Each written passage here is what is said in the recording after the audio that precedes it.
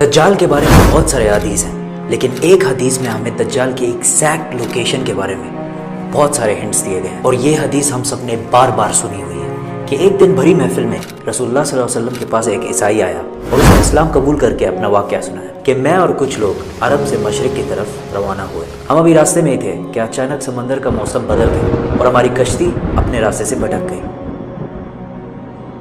ایک مہینہ ادھر ادھر بھٹکنے کے بعد سمندر نے آخر کار ہماری کشتی کو ایک جزیرے کے پاس لا کھڑا کیا۔ بڑی کشتی ڈاک کر کے ہم چھوٹی کشتیوں کے ذریعے اس جزیرے پہ پہنچے، اور وہاں ہماری ملاقات ایک عجیب قسم کے مخلوق سے ہوئی جو بالکل کالا اور جسم پر بہت زیادہ بال تھے اس کے، اور اس نے اپنا نام جساسہ بتایا۔ ہم نے اس سے پوچھا تم کیا چیز ہو، کیا مخلوق ہو؟ اس نے بولا مجھے چھوڑو، وہ ادھر ایک مندر ہے، ادھر جاؤ، وہاں ایک شخص تمہارا بہت شدت سے انتظار کر رہا ہے۔ اندر ہم نے ایک شخص کو زنجیر میں بندھا ہوا دیکھا اور اس نے ہم سے 3 سوال پوچھے کہ مجھے بیسان کے درختوں کے بارے میں بتاؤ، کیا اس میں کوئی فروٹ پھل وغیرہ ہیں؟ ہم نے کہا بالکل، وہاں بہت فروٹس پھل وغیرہ ہے۔ اس نے کہا بہت جلد وہاں کچھ بھی نہیں ہوگا۔ پھر اس نے پوچھا مجھے لیک آف تبریہ کے بارے میں بتاؤ، کیا اس میں پانی ہے یا نہیں ہے؟ ہم نے کہا وہاں بہت پانی پڑا ہوا۔ اس نے کہا بہت جلد یہ بھی خشک ہو جائے گا۔ اور پھر اس نے کہا مجھے اس امی پیغمبر کے بارے میں بتاؤ، کیا کیا ہے اس نے ابھی تک؟ ہم نے بتایا کہ وہ مکہ سے نکل کر مدینہ میں آباد ہو چکا ہے۔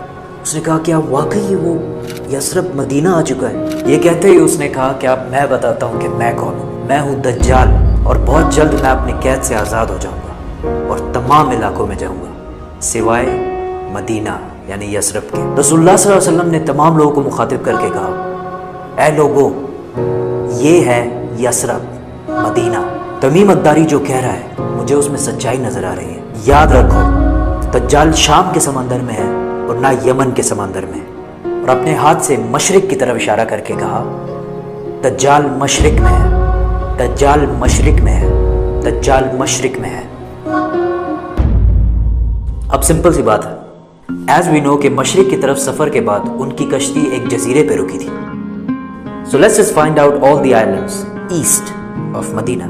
مدینہ کے ایسٹ میں there's the famous Arabian Sea، اور اس میں مینلی 4 جزیرے پائے جاتے ہیں: Lakshadweep island in India, Socotra island in Yemen, Masirah island in Oman, and Astola in Pakistan. حدیث میں کلیئرلی فرمایا گیا ہے کہ دجال یمن کے سمندر میں نہیں ہوگا، تو یہ 2 آئلینڈز تو نکل گئے۔ رسول اللہ صلی اللہ علیہ وسلم نے مدینہ میں جو مشرق کی طرف اشارہ کیا تھا، اگر اس سے ہم ایک سیدھی لائن کھینچیں تو وہ بالکل استولا آئلینڈ کے اوپر سے گزرتی ہے۔ اور جب جساسہ نے ان کو اس جزیرے پہ ایک ٹیمپل مندر کی طرف بھیجا تھا، تو اس جزیرے پہ ایک مندر ٹیمپل کے کوئی ریمینز تو ہونے چاہیے۔ انڈیا کے اس آئلینڈ میں تو ایسا کچھ بھی نہیں ہے، لیکن پاکستان کے استولا آئلینڈ میں پتہ ہے کیا ہے؟ مندر۔ لیکن یہ تو 1450 سال پرانی کہانی ہے، مندر تو ابھی 40-50 سال پہلے بنا ہوگا۔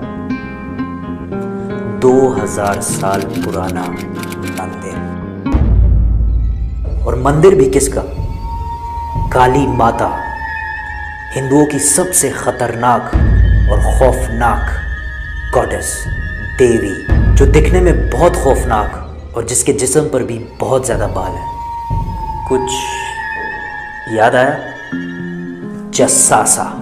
ان صحابیوں نے جس عجیب سے مخلوق کی بات کی تھی وہ بالکل ہندوؤں کے اس بھگوان سے ملتا جلتا ہے۔ لیکن اگر آج آپ استولا آئلینڈ جائے تو آپ کو دجال نہیں ملے گا۔ وہ آزاد ہوا ہے یا نہیں یہ تو نہیں پتا، لیکن یہ جو جساسہ ہے اس کو غور سے دیکھیں۔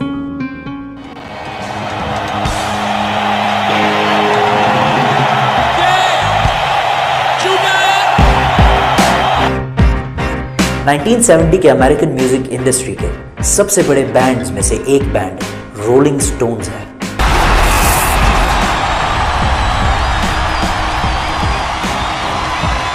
جس نے اپنا یہ لوگو ہندو گاڈس کالی ماتا سے انسپائر ہو کے بنایا، اور یہ لوگو پچھلے صدی کے سب سے مشہور لوگوز میں سے ایک ہے، اور رولنگ سٹونز بینڈ کو one of the greatest of all time مانا جاتا ہے۔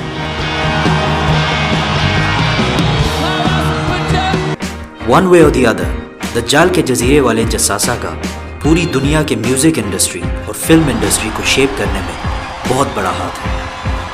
Coincidence? Or maybe not.